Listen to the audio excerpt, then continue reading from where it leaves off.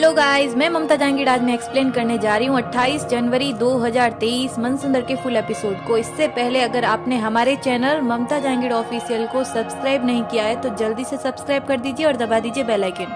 की शुरुआत में पूनम बहुत ही दुखी हो रखी होती है क्योंकि उसका बेटा निहार दिशा की तरफ न जाकर रुचिता की तरफ खींचा जा रहा है। उनको दुख है कि कहीं निहार फिर से रुचिता के प्यार में न पड़ जाए। निहार पिंकू से प्यार न करके उन रुचिता की 2 बच्चियों से प्यार कर रहा है।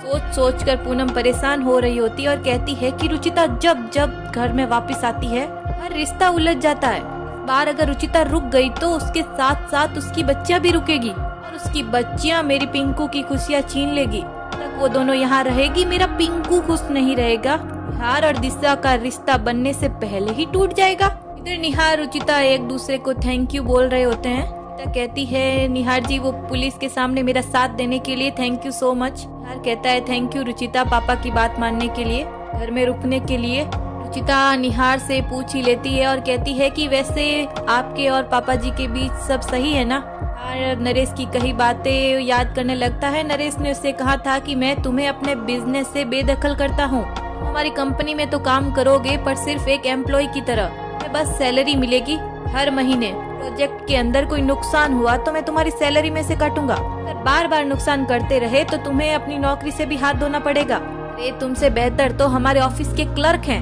यार नरेश की कई बातों को सोच ही रहा होता है और रुचिता के सामने मुस्कुराते हुए कहता है कि हाँ सब सही है, मैं चलता हूँ, अगर किसी चीज की जरूरत हो तो मुझे बता देना। जाने लगता है। रुचिता निहार से कहती है निहार जी। निहार रुक जाता है और रुचिता कहती है कि वो मेरे फोन में चार्जिंग की प्रॉब्लम आ गई, वो ठीक से चार्ज नहीं हो पा रहा है और मुझे एक जरूरी कॉल करनी थी। निहार कहता है कोई बात नहीं, तुम मेरे फोन से कॉल कर लो। रुचिता कहती है नहीं वो मुझे कोई पर्सनल कॉल करनी थी। निहार कहता है ओ तुम्हारे हस्बैंड को कॉल करनी होगी, उन्हें इन्फॉर्म करना होगा, तुम कर सकती हो मेरे फोन से, ये लो। रुचिता कहती है नहीं वो माँ को कॉल करनी थी, वो मेरे हस्बैंड नेवी में है, उनका फोन अनरीचेबल होगा। निहार कहता है नेवी में। बहुत ही मुश्किल से झूठ बोल पा रही है निहार के आगे, चाहते हुए भी वो ऐसा कर रही है। निहार सोचता है कि मतलब वो लड़का स्मार्ट होगा। निहार रुचिता से कहता है उनका नाम क्या है। रुचिता कहती है नाम, ऐसा कहते हुए वो हड़बड़ाने लग जाती है और कहती है वो नाम। निहार कहता है ठीक है मैं चार्जर लेकर आता हूँ। जैसे ही चार्जर लेने जाता है तो गलीचे के नीचे उसका पाँव आकर एकदम से वो गिरने लगता है, लेकिन रुचिता कहाँ गिरने देगी निहार को।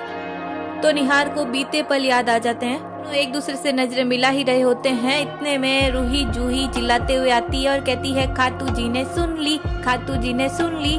रुचिता कहती है रूही जूही ऐसा क्या मांगा था आपने खाटू जी से। दोनों हंसने लगती है और एक दूसरे को चीयर्स करते हुए रूही कहती है कि हमने मांगा था कि हमें अंकल के साथ रहने का थोड़ा और मौका मिल जाए। रूही जूही निहार के पास आती है और खुश होती है और अंकल अंकल करती है। निहार कहता है ठीक है अब हम और मस्ती करेंगे। रूही जूही और निहार का प्यार देखकर बहुत ही खुश होती है। फिर रूही जूही रुचिता निहार गोल गोल घूमने लगते हैं। घूमते हुए रूही जूही कहती है अंकल मम्मी, अंकल मम्मी। इतने में दादी आवाज लगा देती है रूही जूही को, तो वो भाग जाती है और निहार और रुचिता एकदम से पलंग पर गिर जाते हैं। नजरों से नजर मिलती है। निहार रुचिता से कहता है कि मैं चार्जर लेकर आता हूँ। निहार चला जाता है। रुचिता निहार की आंखों में देखकर समझ जाती है। रुचिता कहती है कि 6 साल हो चुके हैं, पिंकू मेरी आंखों के सामने है, दिशा निहार जी के इतने करीब आ रही है, सब कुछ साफ है, लेकिन फिर भी मेरा दिल ये मानने को तैयार नहीं कि निहार जी ने मुझे धोखा दिया। इधर निहार रुचिता के बारे में सोचता है और उसके पति के बारे में। रुचिता ने एक्चुअली निहार से कहा कि उसका हस्बैंड नेवी में है। निहार कहता है रुचिता ने नेवी के बंदे से शादी की है। रूही और जूही को पापा से बात करते हुए सुना है मैंने। रुचिता उसके नाम का सिंदूर लगाती है और मंगलसूत्र पहनती है। फिर भी मेरा दिल मानने को तैयार नहीं है कि रुचिता ने दूसरी शादी कर ली। वो हमारे रिश्ते को भूलकर अपनी जिंदगी में आगे बढ़ गई। रूही जूही पेंटिंग से कर रही होती है और डॉल से खेल रही होती है। रूही जूही एक दूसरे से बातें करते हुए कहती है कि पिंकू के दादू कितने अच्छे खिलौने लाए हमारे लिए। वैसे जूही उनको क्या पता कि मुझे पेंटिंग का शौक है और मुझे डॉल का, मेरी पेंटिंग मैं खुद बनाऊंगी। प्यारी प्यारी पेंटिंग बना रही होती है। इतने में नरेश आ जाते हैं। नरेश रूही की पेंटिंग देखते हैं और कहते हैं अरे वाह ये रूही है, ये जूही है और ये आपकी मम्मा है, तो बेटा इसमें आपके पापा कहाँ हैं। कहती है कि मेरी मम्मा ने कहा कि आपके पापा कहीं दूर गए हैं इम्पोर्टेंट मिशन में। निहार आ जाता है और कहता है हाँ वो उनके पापा नेवी में है। निहार से कहते हैं कि कितनी प्यारी पेंटिंग्स बना रही है बच्चियाँ। निहार कहता है बच्चियाँ भी तो कितनी प्यारी है। नरेश कहते हैं कि रूही की ज्यादा अच्छी पेंटिंग्स है। निहार कहता है नहीं पापा, जूही की अच्छी है। निहार कहता है वैसे तो दोनों ही बच्चियाँ प्यारी है, लेकिन जूही का ज्यादा बेटर लग रहा है। पिंकू ये सब कुछ छुप छुप के देख रहा होता है और कहता है कि मेरी डैडी और मेरे पापा को फैन बना रही है ना। इससे पहले डैडी और दद्दू मुझसे ज्यादा इससे प्यार करे, सबक सीखना ही पड़ेगा। इधर पूनम बहुत ही खुश नजर आ रही होती है और फोटो फ्रेम लिए हुए खड़ी होती है और कहती है आ गई मेरी फोटो फ्रेम, कितना इंतजार था इसे मुझे, कैसी है ये मेरी फोटो फ्रेम। किंग खोलकर फोटो फ्रेम निकालती है और हक्की बक्की रहते हुए कहती है हाँ, हाय इतनी प्यारी लग रही हूँ मैं, मेरी नजर ना लग जाए पूनम, काला टीका लगा दूं तुझे। फोटो को मैं यही हॉल में टांगती हूँ, यहाँ पर यहीं पे टांग देती हूँ। 35 साल बाद भी सुंदरता में कोई कमी नहीं आई है पूनम। किट्टी पार्टी वाली सहेलियां जब ये फोटो देखेगी तो जलकर राख हो जाएगी। जी को भी बुलाकर लाती हूँ, वो भी तो देखे अपनी बहू की सुंदर तस्वीर। पिंकू पूनम को ऐसा करते हुए देख रहा होता है। पिंकू कहता है मिल गया प्लान। आखिर क्या प्लान है पिंकू का? दादी को लेकर आती है और कहती है चलिए माँ जी, और बहुत ही खुश नजर आती है। पूनम कहती है माँ जी देखिए कितनी अच्छी फोटो है। फोटो से उल्टी खड़ी होती है और कहती है कि माँ जी मानना पड़ेगा कि 35 साल बाद भी आपकी चुनी हुई बहू की सुंदरता बरकरार है। सच कहूँ माँ जी, आपने ना सोना चुना है अपने बेटे के लिए। ये चमक आज भी कायम है, बल्कि बढ़ती जा रही है माँ जी। कहती है हाँ पूनम, 35 साल बाद भी तुम्हारी सुंदरता वैसी की वैसी बरकरार है, लेकिन हाँ दाढ़ी मूछ कुछ ज्यादा ही नहीं निकल आई है। पूनम कहती है दाढ़ी मूछ? माँ जी पहले आप चश्मा पहनिए, चश्मा पहनिए, फिर एकदम साफ नजर आएगा। दादी चश्मा पहनती है और फोटो फ्रेम को देखकर हंसने लगती है। माँ जी को हंसता हुआ देखकर पूनम अपनी फोटो फ्रेम देखती है तो वो देखती है कि दाढ़ी मूछें बनी हुई है फोटो फ्रेम पर। ये पिंकू की ही शरारत है। पूनम गुस्से में कहती है किसने किया ये? पिंकू कहता है कि अब आएगा मजा। चीखते हुए पूनम कहती है किसने बिगाड़ी मेरी ये फोटो? पूनम ऐसे चीख ही रही होती है। पूनम की नजर रूही जूही पर जाती है तो उनके हाथ में कलर देखकर पूनम समझ जाती है। पूनम रूही जूही पर इल्जाम लगाते हुए कहती है कि तुम दोनों ने किया है ये। में पूनम रूही जूही पर कलर डाल देती है, सारे वाटर कलर रूही जूही पर डाल देती है। गुस्से में रूही जूही से कहती है कि दिन ब दिन तुम दोनों की बदतमीजियां बढ़ती जा रही है। रूही कहती है हमने क्या किया आंटी? जूही कहती आंटी हमने कुछ नहीं किया। पूनम कहती है कुछ नहीं किया? ये देखो मेरी इतनी प्यारी फोटो फ्रेम, क्या हाल कर दिया इसका। रूही जूही फोटो फ्रेम को देखकर हंसने लगती है। जूही को हंसते हुए देखकर पूनम का खून जल रहा होता है। पूनम कहती है पहले शैतानी करती हो और फिर हंसने लगती हो, भी निकालती हूँ तुम्हारी हंसी। रूही जूही पर हाथ उठाने वाली होती है, इतने में रुचिता आ जाती है और पूनम का हाथ पकड़ लेती है। तब पूनम को झाड़ते हुए कहती है कि क्या कर रही हैं आप, ये बच्चियां हैं, इन पर आप हाथ कैसे उठा सकती हैं? कहती है अच्छा तुम्हारी ये बच्चियां किसी अनजान घर में आकर उनकी चीजें तोड़े फोड़े बर्बाद कर दे सब कुछ, वो मंजूर है तुम्हें? तुम्हारी बच्चियों को हम सब डांट नहीं सकते? जरा सा मैंने हाथ क्या उठा दिया, तुम्हारी तो ममता जाग गई। सरासर झूठ बोलती है तुम्हारी बेटियां। रुचिता कहती है नहीं, मेरी बेटियां गलतियों के लिए कभी झूठ नहीं बोलती। वो गलती करेगी तो गलती के लिए माफी भी मांगेगी। अगर वो कह रही है कि उन्होंने गलती नहीं की तो नहीं की होगी, यही उनके संस्कार है। पूनम कहती है अच्छा बहुत राजा हरिश्चंद्र की बेटियां है तुम्हारी जो झूठ नहीं बोलती है। रुचिता तुम्हारे ऊपर तो नहीं गई है ये लड़कियां, झूठ तुम्हारे पति पर गई होंगी कि जैसी झूठी। रुचिता कहती है प्लीज आप इनके पापा के खिलाफ कुछ मत बोलिए। दादी पूनम को डांटते हुए कहती है कि अब रहने भी दे, चुप हो जा। अगर इन बच्चों ने कुछ कर भी दिया है तो कौन सा पहाड़ टूट गया। पूनम से कहती है आंटी अगर मुझे कुछ बनाना ही होता तो मैं आपकी मूंछ नहीं आपकी सींग बनाती। बात बात पे बोलती है ना कि मेरे सर पर सींग है क्या। कि ये बातें सुनकर दादी और निहार भी छुपकर हंसने लगते हैं। रुचिता जूही से कहती है जूही कहती है देख लो ये है तुम्हारी संस्कारी बेटियां, यही संस्कार दिए है तुमने। देखो कैसे कैंची की तरह जुबान चल रही है इन लड़कियों की। माँ जी आप इनका साथ देना बंद कीजिए, है ना। इतने मन से स्टूडियो में जाकर ये फोटो खिंचवाई थी, बर्बाद करके रख दिया। पीछे ही खड़ा होता है और कहता है मॉम आपकी फोटो को कुछ नहीं हुआ है, खाली फ्रेम खराब हुई है, दूसरा ले आऊंगा। कहती है अच्छा तो मुझे ये बता दो कि कौन कौन सी चीजों की भरपाई करोगे तुम। मेरा फोटो फ्रेम ले आओगे, नया घोड़ा ले आओगे, इतनी सी सैलरी में इन बच्चों की गलतियां छुपाने के लिए क्या कुछ कर लोगे तुम। रुचिता सोच में पड़ जाती है, इतनी सी सैलरी का क्या मतलब है माँ का।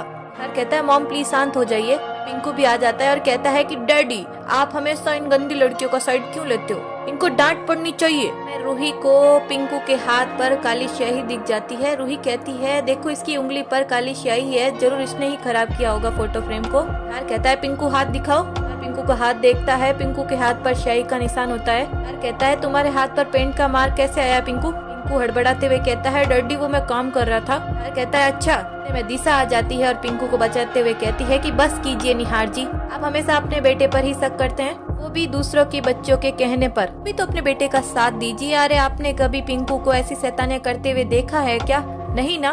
तो जब से ये लड़कियां इस घर में आई है तब से हो रहा है। अगर आपको किसी से सवाल पूछना भी है तो इनसे पूछिए, अपने बेटे से नहीं। यार कहता है दिशा मुझे जो दिख रहा है मैं उसी पर सवाल कर रहा हूँ। कहती है अरे रहने दो निहार, ये तो तुम्हारा हमेशा का रामायण है। अरे तुम अपनी पत्नी के सामने, एक्चुअली पूनम रुचिता के सामने इशारा करते हुए कह रही थी, अब तो रुचिता उसकी पत्नी रही नहीं, लेकिन पूनम के मुंह से एकदम से निकल गया। चुप हो जाती है और कहती है कि तुम तो समझ ही गए होगा ना निहार मैं क्या कहना चाह रही हूँ। रुचिता के आंखों में आंसू आ जाते हैं और रुचिता कहती है कि देखिए मुझे पता है कि मेरी बेटियों ने गलती नहीं की, लेकिन फिर भी मैं आप सबसे हाथ जोड़ के माफी मांगती हूँ। मैं आगे से और ज्यादा ध्यान रखूंगी इनका कि कुछ भी गलती ना करे। रुचिता वहाँ से चली जाती है रूही जूही को लेकर। निहार पूनम को डांटते हुए कहता है कि मॉम क्या जरूरत थी इन तीनों से ऐसा बर्ताव करने की। पापा के कहने पर रुचिता इस घर में रुकी है, तो प्लीज वो जब तक यहाँ है उनके साथ थोड़ा अच्छे से रहिए। पिंकू निहार से कहता है कि डैडी कट्टी आप बहुत गंदे हैं, उससे नहीं उनसे प्यार करते हैं, कट्टी कट्टी कट्टी कहते हैं। पिंकू वहाँ से चला जाता है। निहार से कहती है कि निहार रुचिता की बेटियों के चक्कर में अपने बेटे को खुद से दूर मत करो। सोचती है कि जिसका डर था वही हो रहा है। निहार जी पिंकू को छोड़कर रुचिता की बच्चियों के दीवाने हो रहे हैं, कुछ तो करना होगा मुझे। रूही जूही रुचिता से कहती है कि मम्मी सच्ची हमने कुछ नहीं किया, खाटू जी की कसम। रूही रुचिता से कहती है कि मम्मी सब कुछ पिंकू की शरारत है। रुचिता कहती है बेटा ऐसे किसी पर इल्जाम नहीं डालते, हम कुछ दिन के यहाँ मेहमान हैं, तब तक आप ना तो पिंकू से लड़ाई करोगे और ना ही उनकी दादी से। यहाँ पर बिना पूछे किसी भी सामान को नहीं छेड़ोगे। अच्छा बताओ क्या खाना है आप दोनों को। रूही जूही कहती है आपके हाथ की चिड़िया वाली रोटी। कहती है बेटा हम किसी और के घर में है ना, तो उनसे बिना पूछे उनका किचन यूज नहीं कर सकते। बेटा कुछ ऐसा बताओ जो मैं बाहर से मंगवा दूं। जूही कहती है नहीं हमें वो ही रोटी खानी है। रुचिता कहती है अच्छा ठीक है मैं कोशिश करती हूँ। रुचिता जैसे तैसे करके किचन में जाती है। किचन में दिशा और रीतू होती है। दिशा रुचिता को देखकर कहती है रुचिता जी आप। कहती है वो रूही जूही को मेरे हाथ का कुछ बना हुआ खाना था, मैं 5 मिनट के लिए किचन यूज कर लूँ क्या। कहती है ऑफ कोर्स रुचिता जी, लेकिन क्या है कि आप कंफ्यूज हो जाएगी। 6 सालों में मैंने अपनी सारी चीजें इधर उधर करके मैंने अपने हिसाब से सेट कर दिया है। रुचिता नमक के पास ही खड़ी होती है और ऋतु के मुंह से रुचिता ना निकलकर दिशा निकलता है और कहती है दिशा नमक देना। तो रुचिता से कहती है सॉरी, एक्चुअली रुचि पिछले 6 सालों से दिशा ही किचन में मदद कर रही है ना, इसलिए आदत सी बन गई है। तो फिर से दिशा से कहती है कि मैं 5 मिनट के लिए कर लूँ यूज किचन। दिशा कहती है रुचिता जी एक काम करिए ना, पिंकू के लिए टेडी बियर वाले पराठे बनाए हैं, आप उन्हें ये खिला दीजिए, ये देखकर उनको अच्छा भी लगेगा। कहती है आप शेप वाली रोटी बनाती है। दिशा कहती है बच्चों को पौष्टिक खाना कैसे न कैसे तो देना ही है। तो कहती है हाँ रुचि बहुत अच्छा खाना बनाती है, यही लेकर जाओ, तुम्हें पता है कि निहार भैया पिंकू प्रिया सबको इसके हाथ का खाना बहुत पसंद है, मतलब इसका हाथ बिना किचन में बिल्कुल तुम्हारी तरह है। एक्चुअली जब रूही जूही रुचिता से वो चिड़िया वाली रोटी खाने के लिए बोल रही थी तब दिशा ने चुपके से ये सब कुछ सुन लिया था, इसलिए वो उसके साथ ऐसा बर्ताव कर रही है।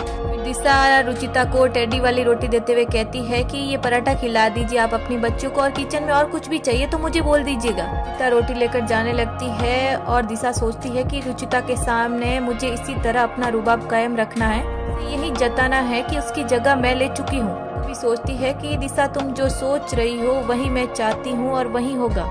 रात को रुचिता रूही जूही सो रही होती है, इतने में रुचिता को आधी रात को मच्छर काटने लग जाते हैं। रुचिता जाग जाती है और रूही जूही के ऊपर से मच्छर को हटाती है और कहती है कि हे भगवान, मैं ऋतु भाभी से मच्छर वाली अगरबत्ती लेना ही भूल गई। तो रूम में देखती हूँ अगरबत्ती वही रखा रहता है, शायद अभी भी वही हो। रुचिता अगरबत्ती लेने के लिए जाने लगती है। प्रतीक और दिशा होते हैं स्टोर रूम में। प्रतीक कहता है कि तुमने मुझे इतनी रात को यहाँ क्यों बुलाया, ऋतु को पता चला तो मैं उसे क्या जवाब दूंगा। कहती है ओ प्लीज, पिछले 6 सालों में तुम्हारी बीवी को कुछ पता चला नहीं, अब क्या पता चलेगा। वैसे भी मैंने तुम्हें यहाँ कोई रोमांस करने के लिए थोड़ी बुलाया, हमारे बच्चे का फ्यूचर डिस्कस करने के लिए बुलाया है। स्टोर रूम में दिशा और प्रतीक ऐसे बातें कर रहे हैं और रुचिता स्टोर रूम की तरफ ही आ रही है। प्रतीक कहता है दिशा से कि डिस्कस क्या करना है, तुमने निहार से शादी करने के लिए हाँ कर दिया ना। दिशा कहती है मैंने हाँ किया लेकिन तुम्हारे भाई ने नहीं, और अगर निहार ने मुझसे शादी करने के लिए हाँ नहीं करी ना, मैं तुमसे शादी कर लूंगी, लेकिन अपने बेटे पर बदनामी का दाग नहीं लगने दूंगी। प्रतीक कहता है तुम क्या कह रही हो। दिशा कहती है कि वही जो तुम सुन रहे हो, निहार ने अगर मुझसे शादी नहीं की ना तो मैं पिंकू के असली बाप यानी तुमसे शादी कर लूंगी। सुनकर प्रतीक डर जाता है। इधर रुचिता का दुपट्टा कोई फर्नीचर में अटक जाता है, वो उसे निकाल रही है। प्रतीक दिशा के आगे हाथ जोड़ते हुए कहता है कि प्लीज दिशा ऐसा कुछ मत करना, मैं पूरी कोशिश करूंगा कि निहार तुमसे शादी करे। दिशा कहती है कोशिश नहीं, कामयाब होने चाहिए, अगर ना कामयाब हुए ना तो पिंकू के नाम के आगे निहार गोयल नहीं बल्कि उसके असली पिता प्रतीक गोयल का नाम लगेगा। हाथ जोड़कर दिशा को समझा रहा है और रुचिता आ रही है।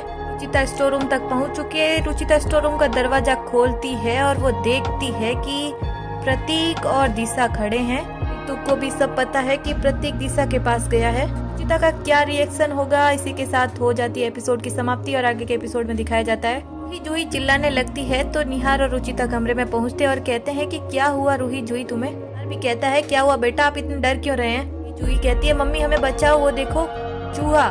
को देखकर निहार भी रूही जूही से ज्यादा डरने लगता है और पलंग पर चढ़ जाता है। जूही कहती है अंकल हमें बचाओ, तो निहार कहता है कि तुम्हारे अंकल को उससे ज्यादा डर लगता है। रुचिता निहार की इस हरकतों को देखकर हंसने लगती है और कहती है कि आप पर ही तो गई है। निहार कहता है क्या कहा तुमने। अब क्या निहार समझ पाएगा कि रूही जूही उसकी ही बेटियां हैं और रुचिता के अंधे प्यार को समझ पाएगा। इसी के साथ मिलते हैं अगले वीडियो में। आज के लिए इतना ही। अगर हमारा वीडियो आपको अच्छा लगे तो प्लीज लाइक करें, कमेंट करें, शेयर करें। चैनल पर पहली बार आए तो चैनल को सब्सक्राइब करना ना भूलें। Thanks for watching.